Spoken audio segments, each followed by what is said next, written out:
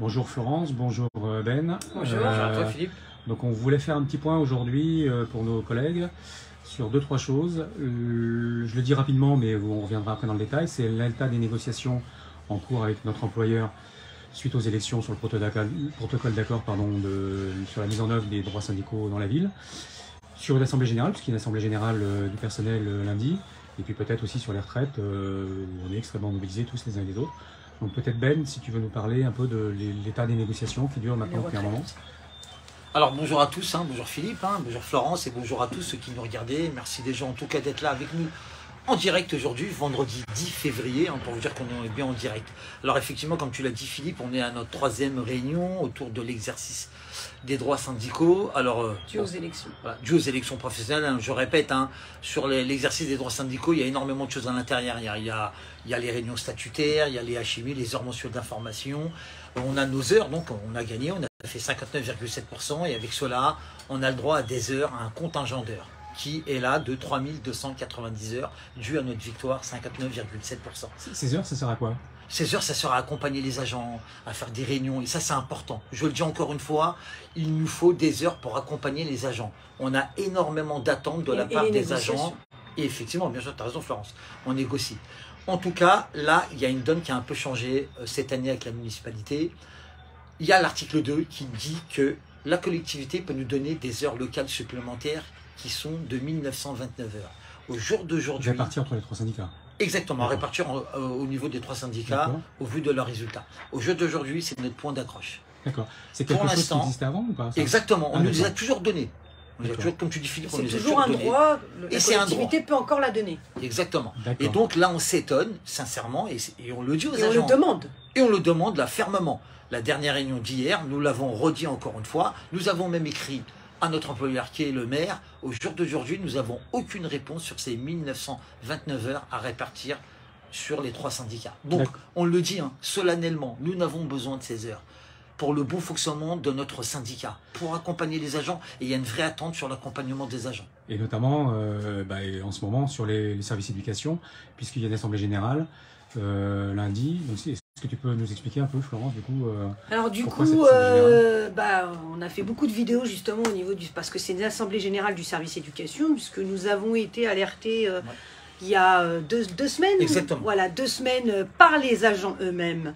Donc, qu'ils mettaient fin à des contrats et des vacations. Donc, tout de suite, on a regardé, nous, un peu qui remplaçait. On s'est rendu compte que c'était pas du tout par rapport qu'au hasard qu'ils arrêtaient les contrats. Donc, on s'est alerté tout de suite.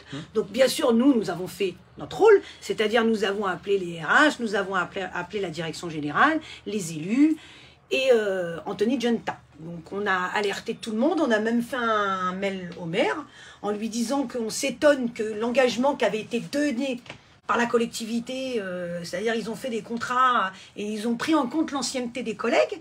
Donc, les choses se passaient très bien. Donc, c'est vrai qu'on arrivait à avoir une régularisation, ça commençait à se réguler au niveau des matrices de l'éducation, c'est-à-dire on avait bien des titulaires remplacés par des contractuels et non plus par des vacataires. Donc on était arrivé à quelque chose de transparent et tranquille.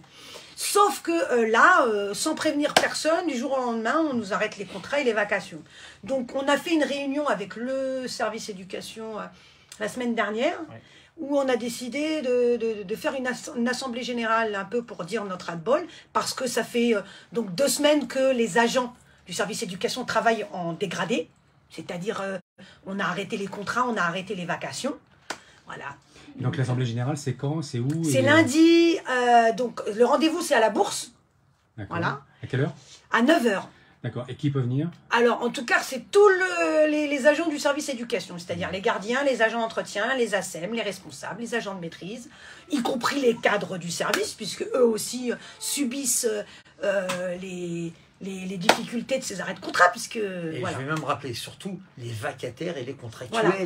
Il faut qu'ils viennent, venez tous. Effectivement, comme l'a dit encore Florence, il y a une problématique sur la chaîne hiérarchique. À un moment donné, on ne peut pas nous dire et acter des choses. Et arriver même en fin de chaîne, il y a un manquement. Donc, on le répète assez. Il faut que ça cesse, quoi. Si des choses sont actées en amont sur des contrats, sur une possibilité que d'agents sont sur des postes, on les maintient. On ne peut pas du jour au lendemain, on ne sait toujours pas. Donc, nous, on essaye d'avoir. on a eu des élus, on a eu l'administration, chacun se renvoie la balle. Et donc c'est pour ça qu'aujourd'hui on dit stop, on dit mobilisons-nous. Le lundi 13 février à 9 h, venez ensemble. Voilà. Venez ensemble. D'accord. Et donc du coup en ce moment, et on voit derrière vous, il y a une affiche, puisqu'on est tous et toutes mobilisés sur les retraites depuis pas mal d'années. Quels sont les prochains rendez-vous? Alors c'est samedi. Demain, encore une fois, j'enjoins tout le monde vraiment. Vous l'avez vu, une réforme injuste, honteuse, encore une fois, pour les femmes, pour tout le monde, regardez. Donc allez jusqu'à 64 ans, regardez le corps détruit de certains métiers. Donc on ne peut pas accepter, tous autant qu'on est. On voit bien que c'est une réforme injuste. Il faut savoir que dans l'action sur les retraites, on est tous ensemble, c'est-à-dire privé, public, lycéens, profs. Alors là, vraiment, on a même des Courneuviens qui viennent aux manifs. Donc vraiment, c'est tout le monde ensemble. Et donc déjà, tous les syndicats aussi. Voilà, et tous les syndicats. Donc on peut quand même se féliciter de l'union. Maintenant, je pense qu'il faut renforcer et durcir un petit peu le mouvement. Et pour ça, faut mettre les moyens. Donc nous, on a commencé à distribuer le tract, justement, parce qu'il y a aussi une appel à une manif jeudi prochain. Jeudi 16. Voilà, le 16.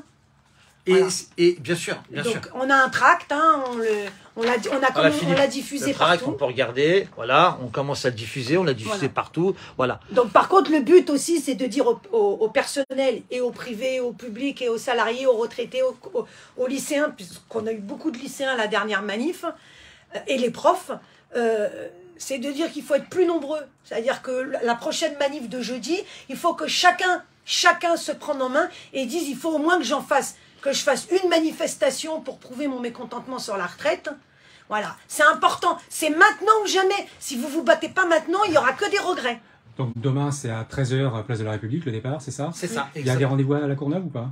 Alors, il y a un rendez-vous pour certains. Alors, les gens ont donné rendez-vous justement à 13 h au 8 mai 45. Pour que les gens puissent partir en métro. Après, ils peuvent partir par leurs propres moyens.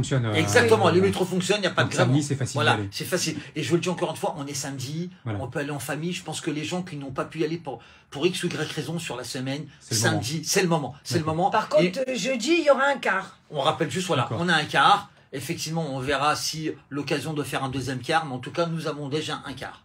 Donc voilà. Et on ne sait pas encore d'où ça partira. On ne sait pas encore, on donnera tout. Comme d'habitude, on enverra des messages, SMS, regardez bien. Si qui que ce soit, ils peuvent nous envoyer un message ou nous appeler. Voilà, il y a la bourse du travail. La bourse est là aussi pour donner toutes les informations nécessaires s'il y a un départ. Voilà. En tout cas, c'est sûr qu'il y en aura un. En mairie, le quart partira de la mairie, ça c'est sûr, mais pour l'instant, on ne peut pas préciser l'heure. D'accord. Voilà. Merci Florence, merci Ben. Et demain en manif alors. Alors, je vous vois encore une fois, vous savez, c'est mon slogan, je vous vois derrière l'écran. Donc, demain et jeudi. Tous et ensemble. Lundi. Et lundi à 9 h pour tout le service d'éducation, n'oubliez pas, c'est vous qui êtes concernés. C'est vous qui allez travailler dans des conditions dégradées. D'accord. Merci Philippe, à toi. Merci à vous. Au revoir. Merci, au revoir.